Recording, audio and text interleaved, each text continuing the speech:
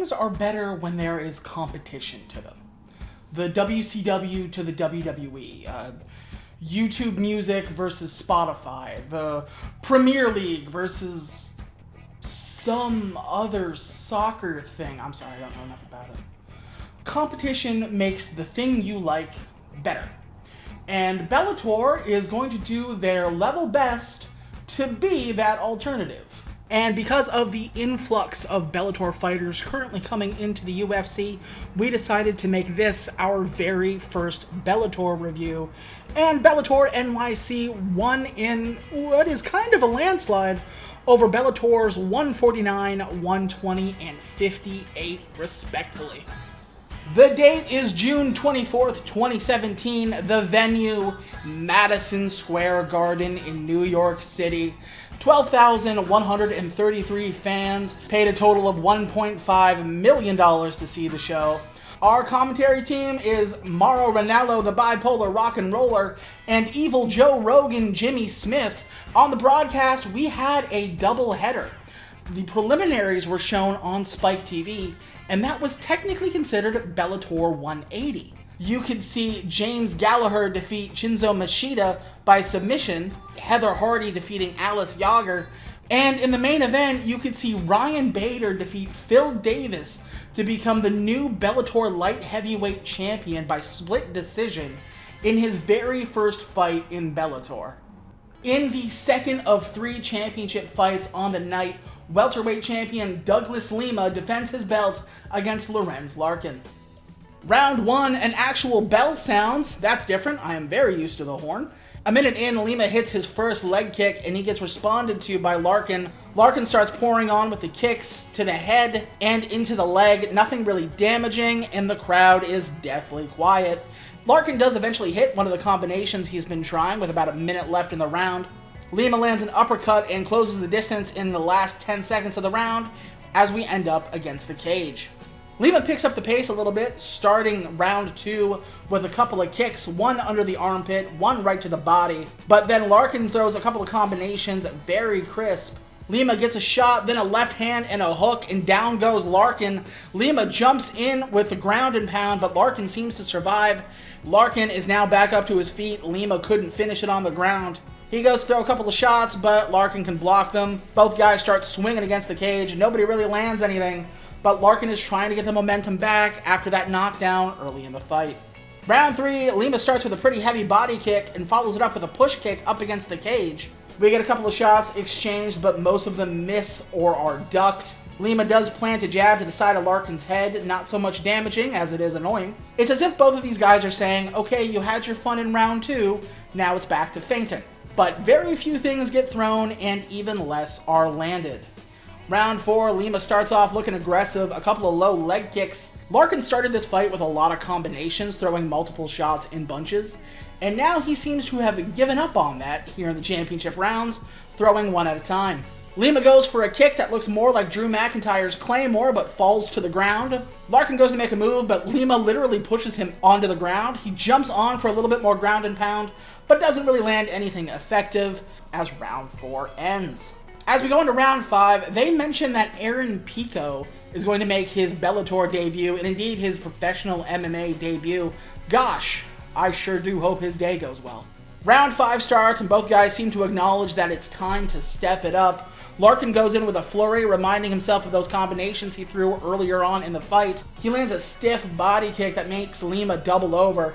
10 seconds left, Lima lands another body kick, and they both throw shots at the end before the bell rings. The final scores are 50-45, 48-47, and 48-47 for the winner and still champion, Douglas Lima. I'm going to go with a 4.5 on this one. There is long swaths of nothing happening. It's a bit of an inauspicious start for their New York card, which is a shame because on paper, it absolutely was a great idea. Coming up next in his professional MMA debut, it's Aaron Pico versus Zach Freeman. Hello, Aaron Pico. Freeman gets a knee and then an uppercut. He slaps on a guillotine choke and Aaron Pico taps. Goodbye, Aaron Pico.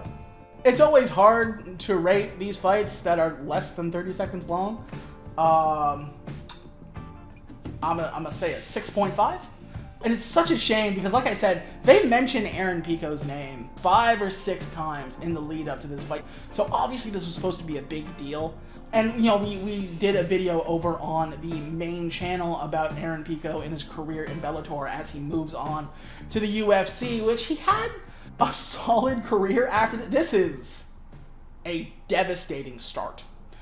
Coming up next in our third and final championship fight of the night, it's Primus versus Michael Chandler. Round 1, as the bell rings, both guys come out with intensity. Brent has a kick that Chandler blocks, but then Chandler drops. It looks like something is very wrong with Chandler's foot or his ankle, and Brent starts taking advantage of it. Brent starts throwing spinning back kicks in between shots at that ankle. Brent comes in for another shot, but gets a right hand by Chandler that knocks him down. As Chandler's ankle buckles again, the ref steps in and stops it to take a look. Chandler keeps saying he's fine, but the referee and the doctor disagree. They call it for the new welterweight champion, Primus. And to add insult to injury, Chandler has been standing this whole time to prove that he can go. As he goes to sit down, somebody pulls the chair out from under him like a high school bully, and he falls to the ground. When it comes to the fight itself, I don't like to rate fights that end on an injury like this. But I will say Michael Chandler was so prepared. Like, that man was on one foot. And even with that, he still got a knockdown. It's impressive. It's sad to see. And with how weird this card is, and it's gonna get weirder.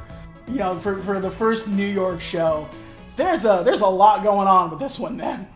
In our co-main event of the evening, which is not the second fight on the card, this one's laid out weird, as Mitrione takes on the last Emperor, Fedor Emelianenko. We find Fedor on a 5-fight win streak. After a, call it, up and down Strikeforce career, going back to M1 Global and Ryzen respectfully, he is making his Bellator debut tonight in New York City. This is the first time he has fought in America in over 6 years. Round 1, Fedor stands like he's daring you to hit him. He doesn't move, he doesn't juke, he doesn't feint, he stands right in front of you and begs you to try and hit him. Both guys land a shot simultaneously, and both men fall down at the exact same time. Mitrione gets his wits about him the fastest, jumps on Fedor and starts raining down shots. Fedor goes stiff, and it is all over. I'm gonna give this one a 7, not because of like any great mixed martial arts stuff, but I've almost never seen a double knockdown before outside of a Looney Tunes cartoon, and it is such a shame, you know, every time we happen to see Fedor, he's not looking great. And I was excited to see how it would go, and it's weird that it almost ended in a fluke, you know, for like the 3rd fight in a row. And that is what this card is kind of known for. In our actual co-main event, given that it is the fight before the actual main event, it is Neiman Gracie versus Dave Marfone. Did you say Gracie goes for a double leg takedown and gets it? You're right. But Marfone, to his credit, does get up to his feet pretty fast, but Gracie just doesn't let him go. Gracie tries to go for a trip a couple of times, but Marfone won't fall. Gracie lands a hell of a right hand and then goes for a kick that knocks himself over, but Marfone lets him up, which I think is less nice of him and more, I don't want to get into a ground battle with a man named Gracie. But whether he wants to or not, that's exactly where we end up once again. They get back to standing to a clinch up against the cage, and Gracie, to his credit, has definitely been working on his stand-up. Obviously, it's not where he's the most comfortable, but he's definitely got some more tools. Marfone goes for the guillotine that, to me, looked pretty deep, but Gracie literally gives us the Dikembe Mutombo finger wag as the round ends. Round 2, we start off with a couple of leg kicks that get exchanged, and Gracie goes for that takedown again, but Marfone stops it. Gracie switches around to get his back while standing and try to trip him up that way.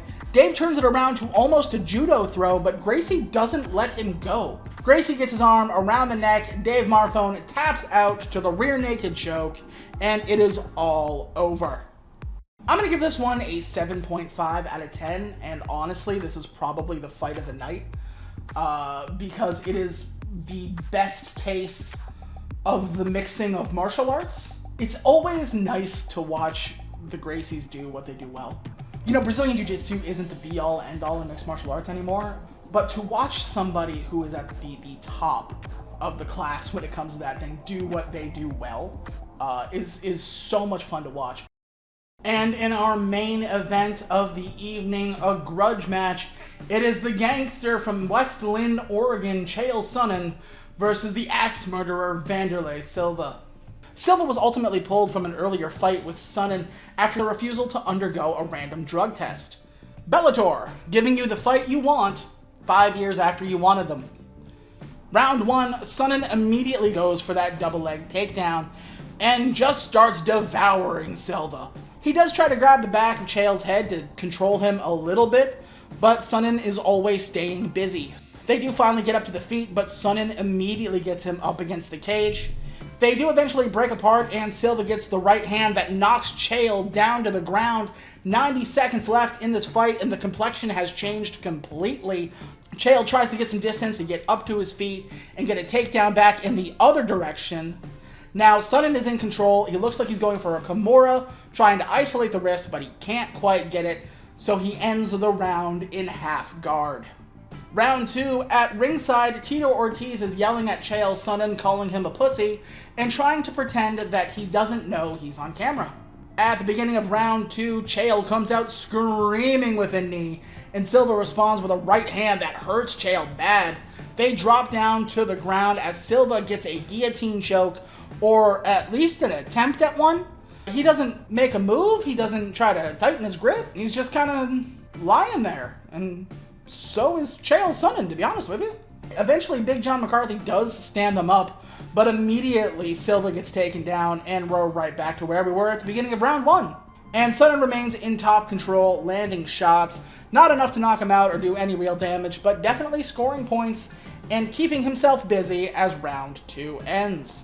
Round 3, both guys start with a bit of an exchange. Wanderlei finally gets a half-decent shot at Sonnen's face, but he responds with that double leg takedown. Sonnen goes with a double wrist lock to try to sink in that Kimura again, but he can't quite get it. He bounces between half guard and side control, but he really is just moving around and improving his position basically at will. At a certain point, Wanderlei throws up his hands at the ref. Like, why aren't you standing this up? Like, Chael Sonnen hasn't been working his ass off for the last 4 minutes trying to submit a man. In the last 10 seconds, Sonnen keeps up those shots to the body, and the bell rings. Wanderlei stands up super frustrated. It is 30-27, 30-27, 30-26 for the winner, Chael Sonnen. I'm going to give this fight a 7, despite the fact that not a lot happened. It really was just a dismantling by Chael Sonnen to Wanderlei Silva. You know, both men are in their 40s. I believe they're both 40 exactly. So it's not like there was a huge age differential. It was just an absolute one-sided blowout. Overall, I'm going to give this entire card a 7 out of 10. Usually I try to average out the scores. You know, if a fight gets a 4, it usually kind of hampers the whole thing. But this fight card is weird in that it's better than the sum of its parts. It's just more interesting than it is good.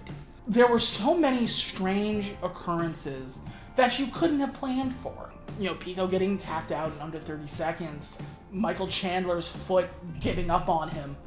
It's not a bad step for Bellator. I just think they thought it was going to be better than it was, and I think the fighters thought it was going to be better than it was, and that's kind of where we end up. You can go to patreon.com/itsnotcagefighting, and for $10, I will do any MMA card you feel like, and I'll give it the whole treatment, just like this, and tell you what I think. Plus, you would be helping us out, which, you know, we'd appreciate. So So thank you guys very much for watching. I hope you enjoyed watching this as much as I enjoyed making it. And I will see you next time.